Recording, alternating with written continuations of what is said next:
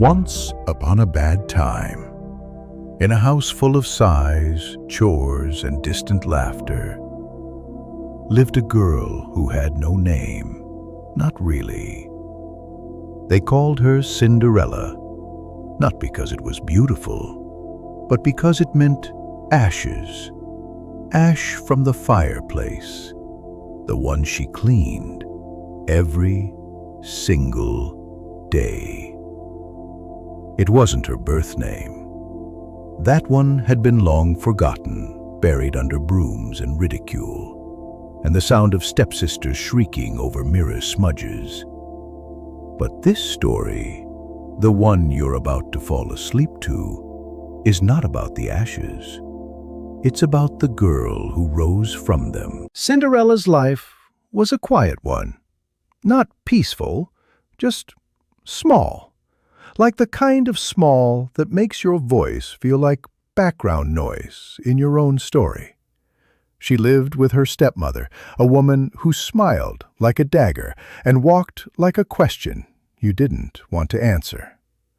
And then there were the sisters, Drizella and Anastasia, who treated her like ambiance.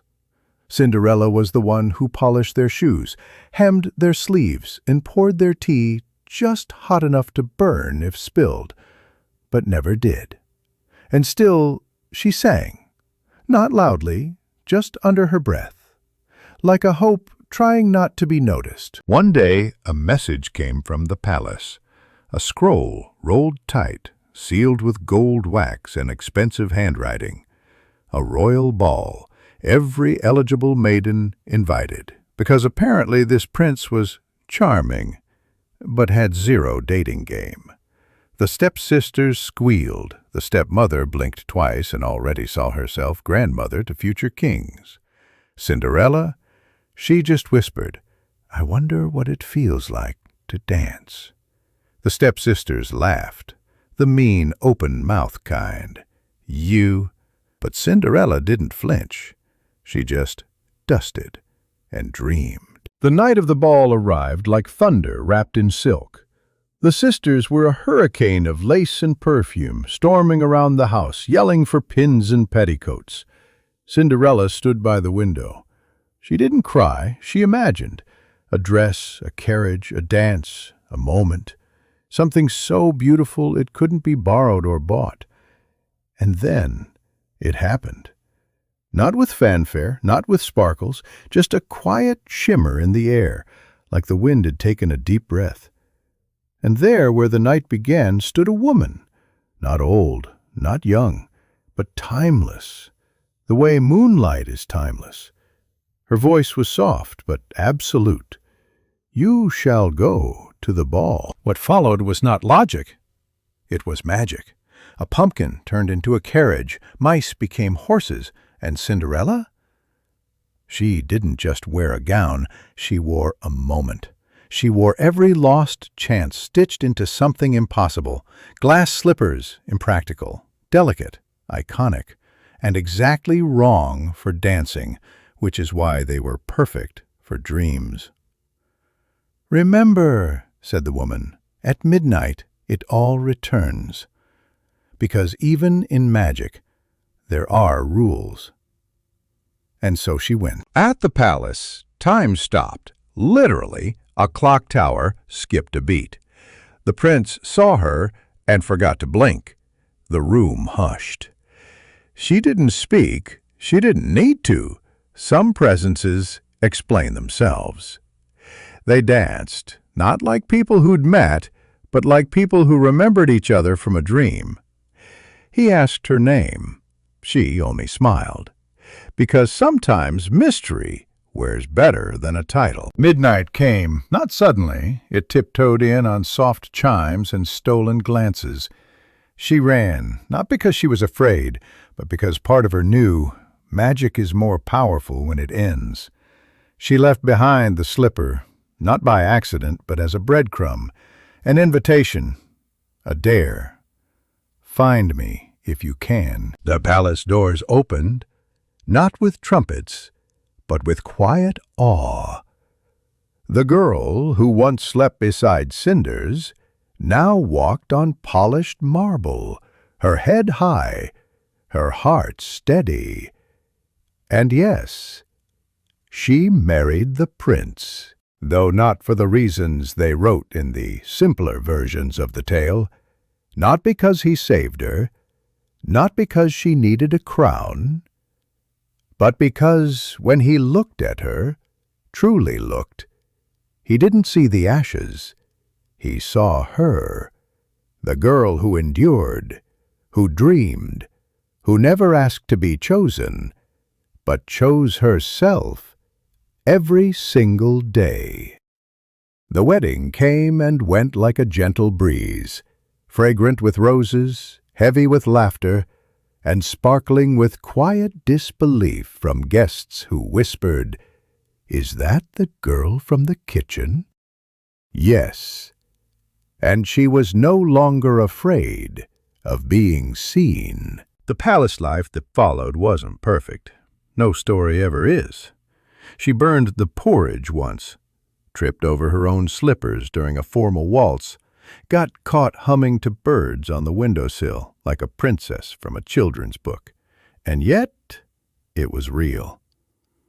Soft mornings with lemon tea, afternoons where the sun stretched across velvet chairs, evenings with books read by firelight and gentle laughter drifting through the stone halls.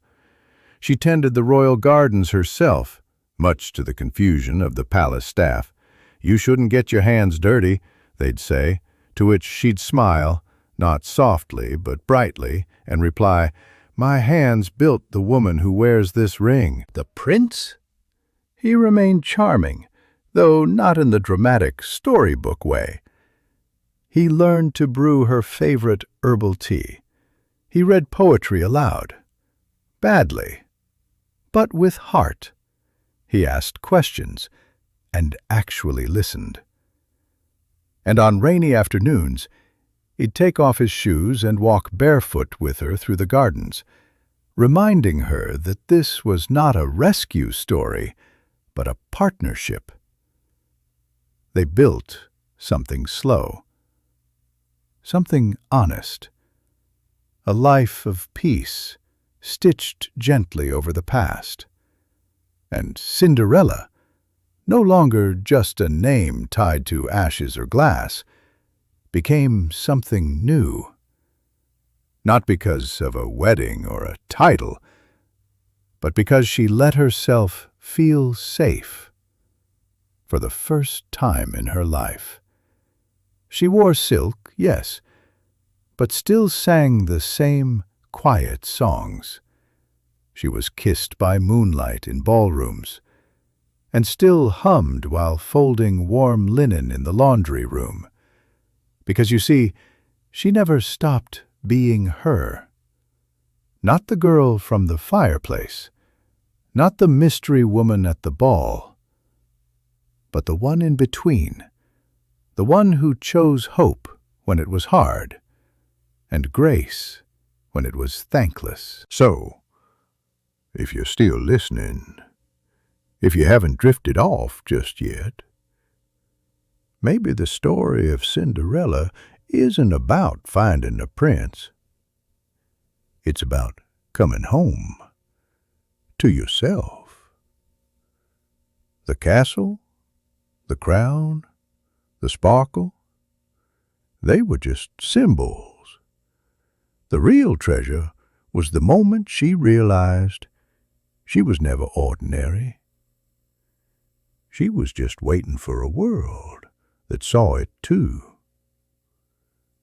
And maybe you are too.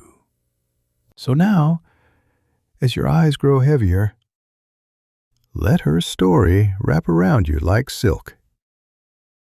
Let her resilience settle in your chest like a lullaby. Let the sound of slippers on marble fade into stillness, and the glow of the ballroom dim to candlelight behind your thoughts. You are not made of glass, but of stars. You are not missing anything, only waiting to be remembered. And just like Cinderella, You don't need to be chosen to be radiant. You don't need a castle to be worthy. You are already magic. Even in your quietest, dustiest moments, every sigh, every silence, every stretch of waiting in your life has been preparing you for a moment where you'll rise. Not suddenly, but steadily, softly, without asking. So if your feet feel tired, if your story still feels unfinished, know this: the slipper isn't proof that you were lost. It's proof that you were always part of the story, even when no one noticed. You were not forgotten, not overlooked, not too late. You are only just arriving. And somewhere inside this night, beneath the hush of your breathing and the flicker of your thoughts, a carriage waits. A path unfolds. And a better ending is already waiting for you. Quiet, golden, and just your size. Thank you for spending this hour with me and with her. If you felt held by this story, if it cradled your mind while the world dimmed around you, you're invited to return whenever you need to feel calm and seen and gently carried. Subscribe to the Sleep button for more stories like this, warm, wise, familiar, and just a little bit enchanted. Now close your eyes, dear dreamer. Sleep deeply, rest fully, and when morning comes, walk into your own story like you were always meant to be the main character. Good night.